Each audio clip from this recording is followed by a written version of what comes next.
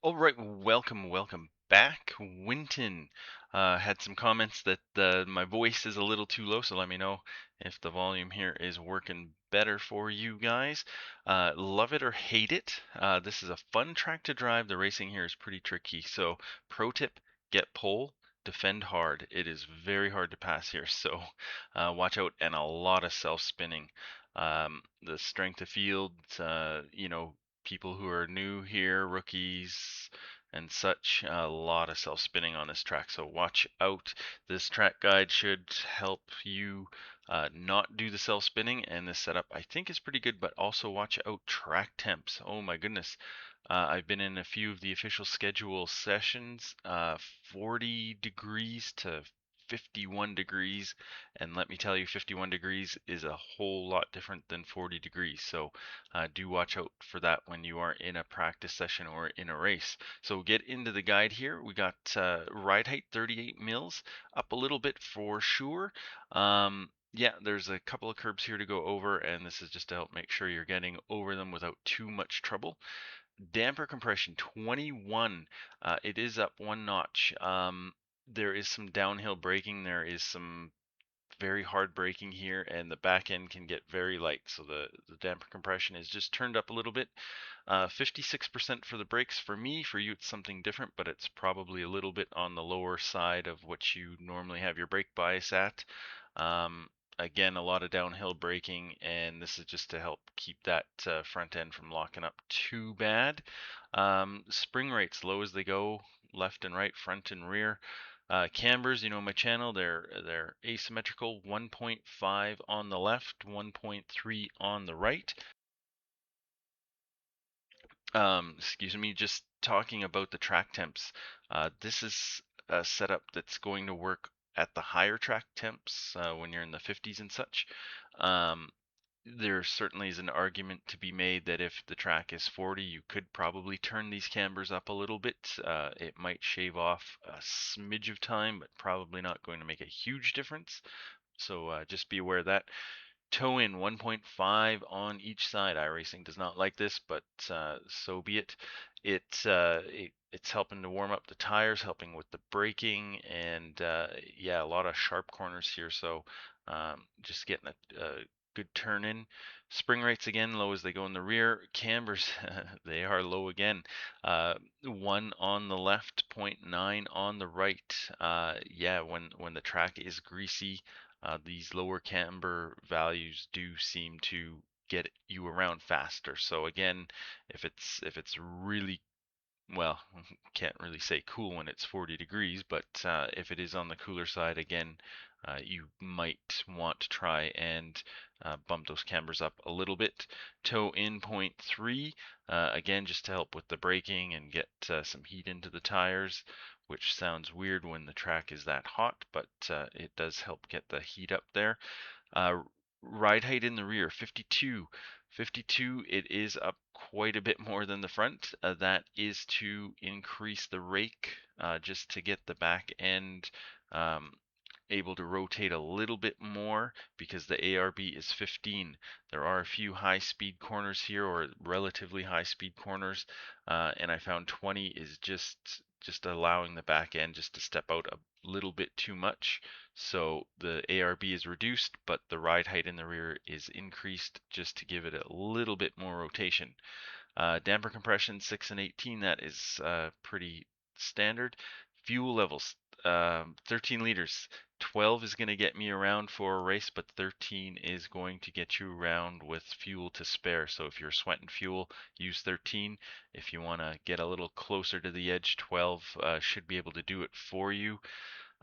Gear stack standard.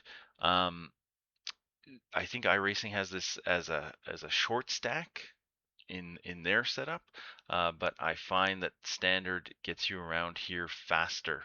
It is going to hurt you off the line at the start of the race, of course, and pole and being in the lead is quite an advantage. So do watch out for that, but standard is going to get you a faster lap, for me anyway. So yeah, that is the setup. All right, so track is 42. So it started out at 51, and as the laps went by, the track temp went down. So this is a faster lap than what I started. Probably when it's in the around 50, it's probably about 3/10 slower. It is quite a bit greasier, so just look out for that. Um, this is more of an ideal temp for a fast lap. So we'll go through this in slow motion and then run it out at full speed. Coming into turn one, we're in fourth, looking for the end of the white line here and the 50 board and braking in between it. Hard on the brakes, down into second. Um, you can come in here hotter, but it's important to go fast to get the car slowed down so you can pick up the throttle early. This curb is nasty. Do not go on that curb. That one, I don't think any ride height is going to get you over that curb. And then picking up the throttle nice and early. That is the trick to get here fast. This curb you can abuse. Uh, Looks the same, but boy, you can go over it a lot. Um, I could have even taken more bigger bite out of it than that. And then just full throttle, unwinding the wheel. Now these curbs look very nasty. They're not too bad. Do not get up here. That is a terrible idea. So watch out for that. Don't run too wide. There's no X for that, so you can get on those curbs and use them. In third gear, looking for the 50 board, just before the 50 board in my view. Yeah, it's just maybe half a car length in front of the 50 board. Hard on the brakes, down into second, releasing the brakes. This is downhill. The back end is going to get light. If you have a lot of steering input and the brakes are on hard, you are going to spin out, so watch out for that. Late apex, picking up the throttle nice and early, unwinding the wheel. Lots of curb here for exit. Use it all, and then get onto this white and green stuff. Open up this one as much as possible. Still in second gear. I did a total lift here, but actually you can still leave just a tiny bit of throttle on. I got on the throttle here nice and early, but you can actually leave a bit of throttle on through that and cut that corner. Very important to cut this corner. It's going to save you a lot of time. Let's go back there. You know, this is not the apex. The apex is over here. So do not turn in too early. Use all of that curb. There's no X for that. And then all of the curb on exit. Just don't get into that sand or gravel. Looking for the patch past the 50 board here, this little side road. Um, that's kind of your marker in third gear, and then turning in and a little bit of a lift. You don't want to come in here too hot, and you want to get onto these curbs. You want to really, this is a double apex. You want to catch these curbs, then run the car out to mid-track. I was in here a little bit too shallow. I'd like to be a car length over ideally. And then just managing the throttle. You do not want to run too wide, otherwise you are going to be in a lot of trouble and compromised for the next corner. Right up tight against the curb, but do not be on it. And third gear, full throttle, a bit of a blast here. And again, this curb, not your friend. Don't use that. And then coming out here, there are no great markers for this. This is going to take a bit of feel. Basically, you want to get out right up against the curb here, having a little bit of a lift and shifting down into second. You do not want to be hard on the brakes through this section. Very easy to lose it. You want to use all of the curb here on exit, but if you even get one pebble on your tire, you are going to be in trouble. So as far over to the left as you dare, but do not go over that curb. It is big trouble. So get the wheel straight, and when you're a few car lengths from the Marshall box, depends on your view, what you're using, shifting down into first, still hard on the brakes here once the wheel is straight, and then releasing the brakes, turning in. Do not be on the brakes at this point. You are going to spin out if you are. And if you don't have the car slowed enough, you're going to run wide, and it is big trouble. So make sure the car is slowed. Very late apex here, picking up the throttle nice and early, maybe just a little earlier than what I did there. And then unwinding the wheel, getting over to the left, but you want to come out mid-track for the next one. Looking for this tree, basically. There's, again, no great marker, but once you are just in front of that tree, a car length or so, Just a little bit of a lift, touch a brake, and letting the car roll in. Again, do not come in here too hot. If you slide wide, you're compromised for the next one. And then just picking up the throttle, nice and gentle. Coming out sort of mid-track, and again, when you are no great markers here, when you are a car length or two in front of this Marshall box, getting on the brakes, more brakes than you think, more brakes than you think. You do not want to come in here hot. If you come out here wide and try to cut back in, you're going to lose a tremendous amount of time. It makes sense on a lot of tracks to do that sort of thing, but not here. A tight line is going to get you around faster. And then just picking up the throttle again, if you kind of mentally visualize, or depending on your screen, once that Marshall box is alongside your right hand side, picking up the throttle nice and early, and really that's going to make a huge difference on your time. This corner is going to, if you screw it up, is going to cost you so much time. Almost a second you can lose here easily. So watch out for that.